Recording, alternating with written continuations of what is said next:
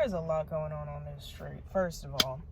But okay, I'm finishing the crystal questions because I feel like some of these questions were a little in-depth, and I don't think I would have been able to give them the justice and the light that they needed in anything other than a YouTube video. So question number 1, recommendations for buying crystals that are ethically sourced. Now this is important, and this even put me in check a little bit. Crystals have always been used by people, humans, for a long time, but I would say right now in the world that this is like the most that crystals have been wanted. They're very high in demand right now. Higher demand, higher supply is needed, and sadly a lot of the places that are being mined unethically.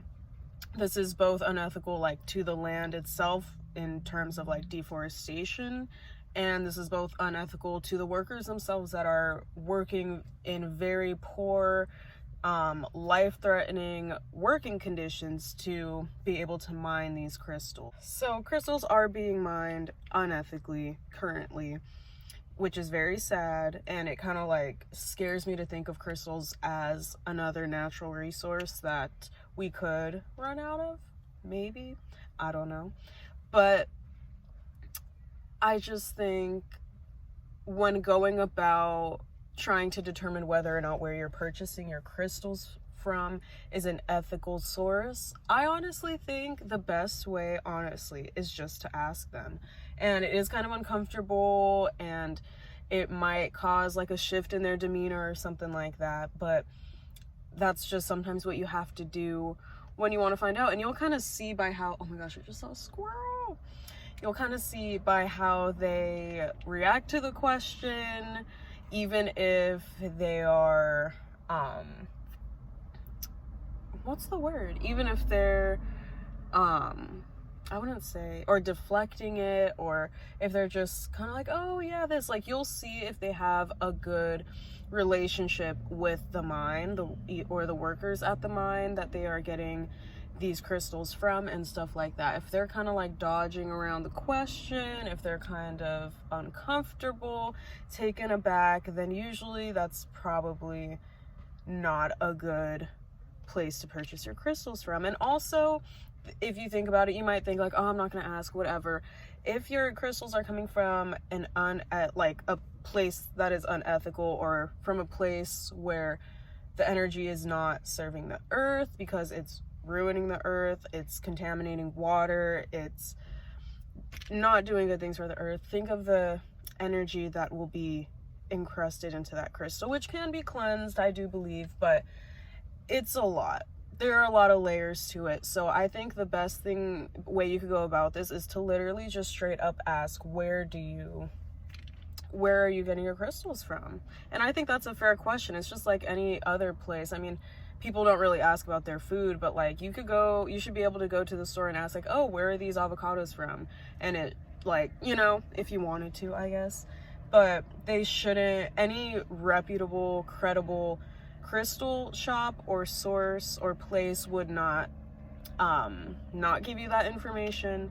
So I think the best way to go about it is just to ask, and it's your right to know, because these are crystals that you are using for healing purposes. So I think it is our right to know, and it's the shop's right to know as well. Hold the shop accountable as well, because they should be knowing. Question number 2, any crystals that help with sleep?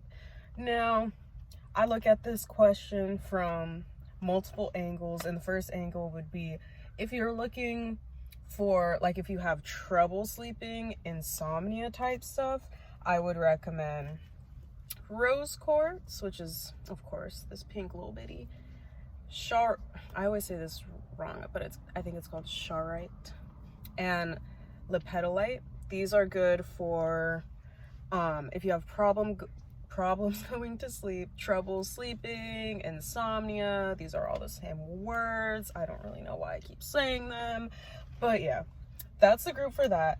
Next, if you're someone that has like nightmares, night trouble, sleep paralysis, anything crazy like that, I would recommend obsidian and amethyst. I really don't know how to show this without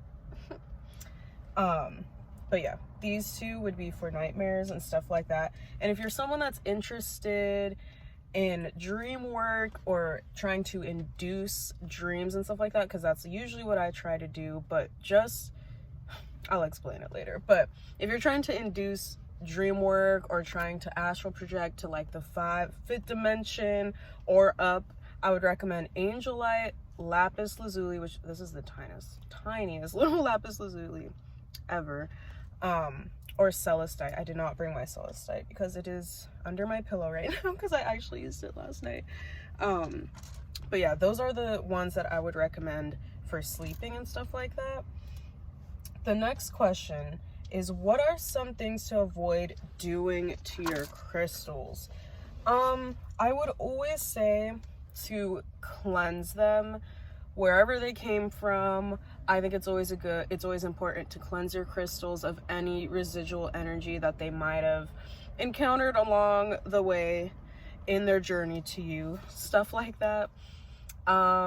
Whether it's good or bad energy, I just think it should be cleansed overall, and it should be attuned to your own frequency and stuff like that, so it could benefit you the most. That's what I found to be the most helpful. So that's one thing. I wrote down 3 little tips for what are some things to avoid doing to your crystals. The next one is to just know how you can treat your crystals, and that'll just take a few minutes of research, but every crystal is different. Some can go in water, some can't, stuff like that. So I would always say it's important to make sure you're just researching them either before you get them, because sometimes I do go out specifically to buy a crystal, but sometimes they find their way to me, if that makes sense, like through a friend or stuff like that. But I think it's important to always research what they can handle, what they can't, especially for any different kinds of practices that you do, like including water and stuff like that. Like if you want to clean them, put them in moon water. I'm not really someone that puts water around my crystals so much anyway, so I don't really deal with this, but there are some crystals that will fade in water, will dissolve, will rust, will release a specific chemical like pyrite if it comes in contact with water and stuff like that. So I would just say it's important to look that up. Let me see. So let me pick out some of the ones that should not go in water. So these are some pretty common crystals that are not recommended to be put in water. This is lepidolite, calcite, pyrite, and carnelian. These are some that should not go in water, but that's just the thing. Like, you just have to look each of them up. I know all of the quartz family, they can be in water, like rose quartz, clear quartz, blah, blah, blah. And speaking of clear quartz, this brings me to the next point. This kind of doesn't really go with the question, but I saw this question kind of as like tips for crystals that you might not know or something like that. And I feel like clear quartz is like, I would argue that it's one of, it's a very common crystal that people get, whether if it's in a set, like a chakra set. It is a good crystal and stuff like that overall, but the thing with it is that it amplifies any energy, and that's a great thing. But it's also important to note that if there's some places that, like, maybe you're having bad thought patterns, or if you're having bad habits, or if you're feeling like less than how you would like to feel, it will amplify that as well. So I don't want to say it amplifies bad energy, because those are just the energies that need to happen. It's okay, but I would say that that's just something to keep in mind with clear quartz, because it's intense. It is intense. I think I need to have another nugget. I think that's what it is. definitely that I needed to eat another nugget.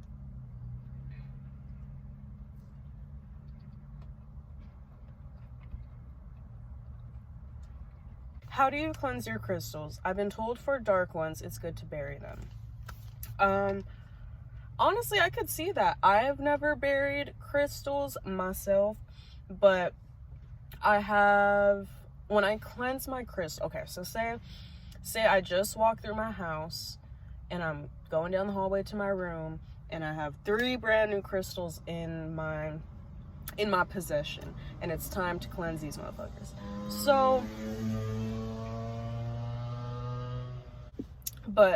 So it's time to cleanse.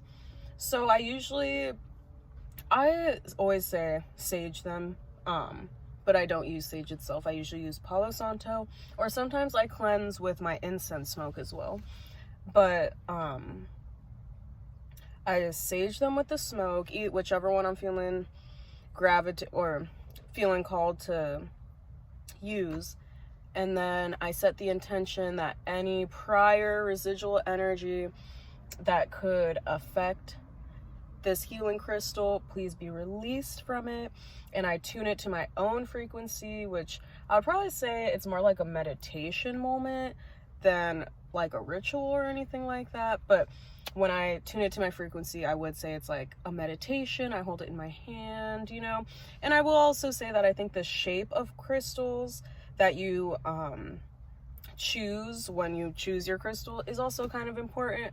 Or maybe not important, but something to take note of. Like sometimes I feel more called to crystals that are like raw and like not polished and stuff like that. But I would say a vast majority of my crystals are these little like polished ones, because I do like putting them in my necklaces and stuff like that. But I would say that's how I cleanse them. I used to cleanse in the full moon, but I don't really anymore, and I don't really know why. I do cleanse them regularly with Palo Santo and stuff like that. Even after you get them for the first time, I do recommend cleansing them, keeping up a routine of cleansing them every so often, just to keep them pristine. But I think that's it. That's all I really do. But I will say I've heard of people burying their crystals. I've heard of people using salt water, but again, not every crystal can take water, so you would have to look at a different way to do it. I'm trying to think. I've heard of so many different ways, but I think the point is that you should just do whatever feels good for you. How you think you should do it, it will be the most right way, you know? So that's definitely what I would say about that. What's a good one to keep in my daughter's room? I would recommend, let me pull them out so we could see them. I would recommend a little black tourmaline, and I do like my tourmaline in this little pyramid shape. So here's my recommendations. I would say the rose quartz and tourmaline and unakite, which is this little green pyramid looking dude. I do not know how to do this in a way that they do not fall out of my hand. Mukite is right there. Okay, we'll do this because this one's the only one that's rolling. So we have black tourmaline, rose quartz, unakite, and mukite. And those would be the ones that I recommend for you and your daughter. Congratulations. And how do you know if they're working? That is such a good question. I would say your crystals are going to work as hard as you let them. I was going to say make them, but I think let them sounds a little bit more appropriate, because I would say that it has to do with the intention that you set behind it. It's kind of it's like, I would say crystals are almost like a conduit of the law of attraction. So it's kind of like how much energy and intention and all of that you put behind it, and that's how much you're gonna receive, kind of thing. But if you're talking about something more on like the 3D field, like things manifesting like physically, as opposed to like something you couldn't see that a crystal would manifest, I think you would just know whether it is or not, to be quite honest. And that's not to say that crystals, if they're not resonating with you at any time, like that's a bad thing, because there are times that crystals aren't resonating with me.